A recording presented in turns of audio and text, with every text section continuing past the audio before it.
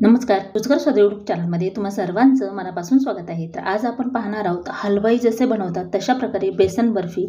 अगदी 3 साहित्यामध्ये ही बर्फी होते। इतकी झटपट होते आणि चवीला इतकी मस्त, तोंडात टाकताच विरघळते। तर कट करताना सुद्धा आपल्याला जाणीव होते की आपली बर्फी किती सॉफ्ट आणि मस्त झालेली आहे। बघा, अतिशय मस्त ही बर्फी झटपट होते। पहिल्या प्रयत्नात एकदम परफेक्ट बर्फी सुद्धा तयार होईल।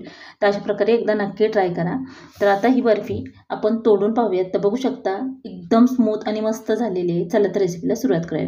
इथे मी 100 ग्रॅम बेसन घेतलेले आहे। दाबून म्हटलं तर 1 वाटी, 100 ग्रॅमच तूप घेतलेलं आहे। साखर घेतली 200 ग्रॅम, तुमच्या आवडीनुसार ड्रायफ्रुट्स वापरू शकता। हे बेसन चाळून घ्यायचे आपल्याला आणि तूप सुद्धा थोडंसं गरम करून घेतले, जेणेकरून प्रमाण जे आहे ते परफेक्ट होतं। आता इथं कढईमध्ये तूप टाकून घेऊया आणि हे प्रमाण एकदम परफेक्ट आहे, त्यामुळे कमी जास्त काही करायची गरज नाही। बेसन जेवढे घेतले तेवढंच तूप घ्यायचं आहे, त्याच्यापेक्षा दुप्पट आपल्याला साखर घ्यायची। आता इथं कढई तूप आहे ती गरम झालं की आपल्याला बेसन टाकून घ्यायचं आहे आणि ते आपल्याला अगदी लो फ्लेमवर आपल्याला हे भाजून घ्यायचं आहे। तूप जास्त गरम करायचं नाही, नाहीतर बेसनची चव बिघडते। आता हे हलवून घेऊया। ते बघा, आता सध्या तुम्हाला घट्ट वाटत असेल, पण जसं जसं हे छान गरम होईल तसं तसं हे पातळ होतं आणि इथं आपल्याला 4 ते 5 मिनिट हे बेसन जे आहे ती भाजायचे। खूप वेळ भाजायची बिलकुल गरज नाही। बघू शकता आपण आता 2 मिनिट झाले, 2 ते 3 मिनिटांमध्ये अशा प्रकारे हे बेसन झालेले। आता परफेक्ट हे बेसन भाजलेलं आहे। जास्त वेळ खूप भाजायचं नाही, जसं आपण लाडूला वगैरे भाजतो तशा प्रकारे। आणि इथं लो फ्लेमवरच हे बेसन पीठ आपण भाजून घेतलेलं आहे। बेसन बर्फीला जास्त वेळ भाजायची गरज पडत नाही। तर आता आपण याच्यात थोडासा पाण्याचा शिपका मारून बघूया। छनकन असा आवाज येतो याचा, म्हणजे आपलं बेसन परफेक्ट भाजलेलं आहे आणि थोडं हलकं सुद्धा झालेलं आहे। आता आपण कढई गरम आहे तोपर्यंत ह्याला हलवून घ्यायचं आहे, असं सोडायचं नाही। हे बाजूला करून घेऊया आणि चाचणी करण्यासाठी इथं कढई ठेवली, त्याच्यामध्ये साखर टाकायची आणि साखरेच्या निम्म पाणी आपल्याला याच्यामध्ये टाकून घ्यायचं आहे। मी इथं पाव वाटी पाणी टाकलं होतं, आणखीन पाव वाटी पाणी टाकून घेऊया। बरोबर अर्धी वाटी पाणी याच्यामध्ये टाकायचे आहे।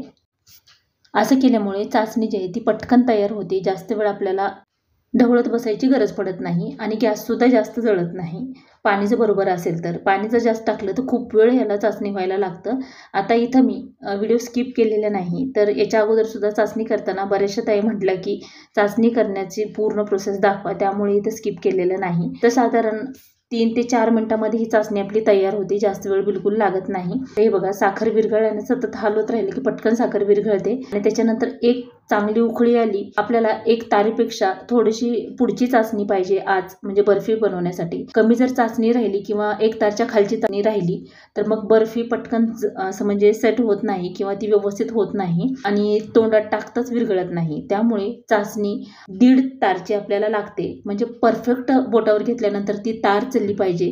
अशा प्रकारे ही चाचणी पाहिजे बर्फीसाठी। आणि अशी जर नाही झाली तर थोडंसं चेक करून तुम्ही बघा आणि त्याच्यानंतर म्हणजे 1-2 वेळा तरी चेक करायचे आहे, असंच पटकन गडबड करायची नाही। तर हे बघा, मी असं वरती घेतल्यानंतर पटकन ते ड्रॉप पडते, त्यामुळे चाचणी जी आहे ती परफेक्ट करायची आहे। तर हे बघा, 3 मिनिट ते 3.5 मिनिट झालेले आहेत। आपण इथं मीडियम गॅसवर ही चाचणी तयार करून घेतोय आणि फास्ट गॅसवर जर केलं तर अगदी पटकन लाल अशी चाचणी होईल किंवा ती परत व्यवस्थित होणार नाही। त्यामुळे मीडियम गॅसवरच ही चाचणी आपल्याला तयार करून घ्यायची आहे।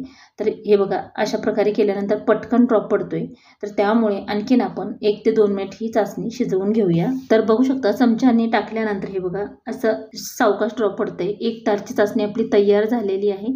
हे बघा, आणखीन 1 मिनिट फक्त आपण याला हलवून घेऊया। तर हे बघा, बरोबर अशी छान अशी तार चलते तेव्हा आपली परफेक्ट बर्फी तयार होते। एखादाच मिनिट किंवा अर्धा मिनिटच आपल्याला हे परत शिजवून घ्यायचं आहे, म्हणजे चाचणी आपली तयार झाली। अगदी दाटसरपणा ह्या चाचणीला आलेला आहे। बोटावर घेतल्यावर बरोबर लगेचच कळतं।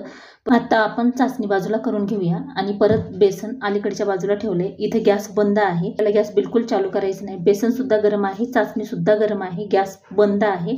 आता हे टाकून आपल्याला हे थंड करून घ्यायचे। जसं जसं थंड होईल तसं तसं बर्फीची आहे ती असं दाटसरपणा येतो त्याच्यामध्ये, ह्या बेसन पीठमध्ये। त्यामुळे आता ह्याला सतत हलवून घ्यायचं आहे आपल्याला।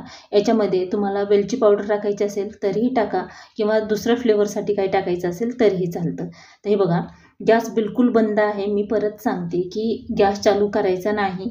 थंड होईपर्यंत आपल्याला हे सतत हलवून घ्यायचं आहे। चाचणी टाकल्यानंतर असं सोडून द्यायचं नाही, तर आपल्याला जोपर्यंत बर्फी आपण सेट करत नाही तोपर्यंत त्याला हलवून घ्यायचं आहे। अगदी चुटकीपेक्षा कमी येलो फूड कलर याच्यामध्ये टाकून घेतलेला आहे। ऑप्शनल आहे, नसेल टाकायचा तरीही काही हरकत नाही। आता हे येलो कलर टाकल्यानंतर व्यवस्थित मिक्स करून घ्यायचं, सतत याला ढवळून घ्यायचं आहे। जरासा याला दाटसरपणा आलेला आहे. आता इथं घेवडं वॉटर अगदी 4 ते 5 ड्रॉप टाकून घ्यायचं आहे, जास्त टाकायचं नाही. परत हे ह्याच्यामध्ये मिक्स करून घेऊया. तर पहिल्यापेक्षा बरंच दाटसर झालेलं आहे हे मिश्रण. 15 ते 20 मिनिट लागलेले हे थंड करून घ्यायला. ह्या स्टेजलाच आपल्याला बर्फी थापून घ्यायची आहे किंवा ट्रेमध्ये टाकून घ्यायची. खूप जर तुम्ही जास्त वेळ लावलात तर ही बर्फी सेट होणार नाही व्यवस्थित. तरीही थोडंसं घट्ट झालेलं आहे मी ताट घेईपर्यंत. तर पटकन थोडंसं सॉफ्ट आहे तोपर्यंतच पसरून घ्यायचं आहे, म्हणजे बर्फी आपली अगदी चकाकदार होते आणि दिसायलासुद्धा तेवढी सुंदर होते. तर हे बघा, अशा प्रकारे एखाद्या सपाट वाटेनं अशा प्रकारे करून घ्यायचं आहे आणि टाकल्यानंतर पटकन गडबड करून सेट करून घ्यायचं, नाही तर परत एकदा थंड झालं की सेट होत नाही. आणि बदामचे काप करताना अगदी पातळ पेपरसारखे कटिंग करून घ्यायचे, म्हणजे बर्फी कट करताना ती तुटल्या जाणार नाही, अगदी पातळ काप केल्यानंतर. आता हे बघा, अशा प्रकारे परत एकदा थोडीशी याच्यावर वाटी फिरवायची, म्हणजे बदामचे जे कट केलेले तुकडे टाकलेले ते निघत नाहीत आणि व्यवस्थित त्याच्यामध्ये बसतात. तर हे बघा, अशा प्रकारे आता परत ह्याला आपण 15 ते 20 मिनिट ठेवल्यानंतर सेट झाल्यानंतरच ह्याला पतईनं असं कट करून घ्यायचं. अर्धा 1 तास जर ठेवलं तर परत ती कट होत नाही. थोडीशी सॉफ्ट असतानाच ह्याला कट लावून घ्यायचे आहेत. तर बघा, अशा प्रकारे झालेली आहे. दिसायला किती सुरेख आणि मस्त दिसते. थोडीशी थंड करून घेऊया आपण 15 ते 20 मिनिटसाठी. 15 ते 20 मिनिट झाले असतील, आपण ही बर्फी सेट करून ठेवली होती. तर बोटाला अजिबात असं म्हणजे ही लागत नाही, गच्च लागते. त्यामुळे आता याला कट लावून घेऊया. ह्या वेळेलाच कट लावून घ्यायचेत आणि साईडचं थोडंसं कडा अशा कट करून घ्यायच्या आणि त्याच्यानंतर एकसारखी बर्फी आपल्याला कट करता येते. तुमच्या आवडीनुसार लहान मोठ्या पीसेसमध्ये ही बर्फी कट करून घ्यायची. इतकी मस्त होते, तोंडात टाकताच विरघळते, मोजक्या साहित्यात आणि झटपट होणारी रेसिपी आहे. जास्तीचं असं कुठलंही कष्ट यायला लागत नाही.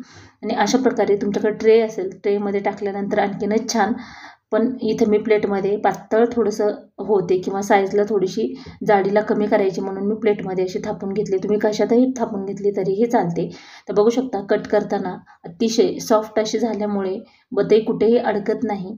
आणि बेसन पीठ शक्यतो चाळूनच घ्यायचं, असंच बेसन पीठ इथं वापरायचं नाही. बेसन पीठ बारीक घ्यायचं आहे, मोठं बेसन पीठ वापरायचं नाही. हे बघा, अशा प्रकारे झाली. आता मी बतईनं काढते. हे बघा, किती सुंदर आणि मस्त वाटणार सुद्धा नाही की ही घरी बनवली.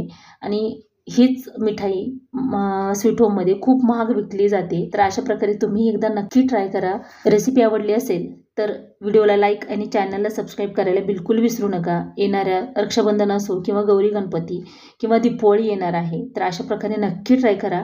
आता ही बर्फी आपण प्लेटमध्ये ठेवून घेऊया. दिसायला सुद्धा तितकीच सुरेख आणि मस्त दिसते आणि खायलाही तितकीच सुंदर झालेली आहे किंवा मस्त झालेली आहे. तर आजची रेसिपी तुम्हाला कशी वाटली ती कमेंट करून नक्की सांगा. व्हिडिओ आवडला असेल तर लाईक करा, शेअर करा, सबस्क्राईब करा आणि पूर्ण व्हिडिओ पाहिल्याबद्दल धन्यवाद. चला तर भेटूया अशाच एका छानशा रेसिपीमध्ये. Bye bye and take care.